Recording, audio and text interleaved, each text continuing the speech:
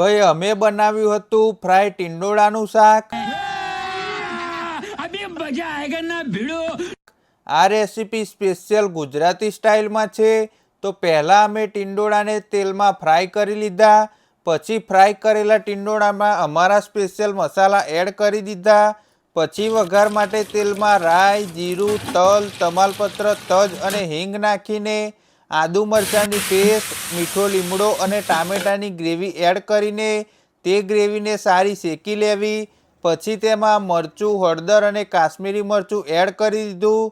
સ્વાદ અનુસાર આમચૂર પાવડર અને કસૂરી મેથી એડ કરીને ફ્રાય કરેલા ટીંડોળા વઘારમાં એડ કરી દીધા। પછી તો ભાઈ મારા પપ્પાએ અમારા સ્પેશિયલ મસાલા નાખીને સ્વાદ અનુસાર મીઠું નાખ્યું। પછી લાસ્ટમાં થોડું બુરુખાંડ નાખીને થોડું આંબલીનું પાણી નાખ્યું।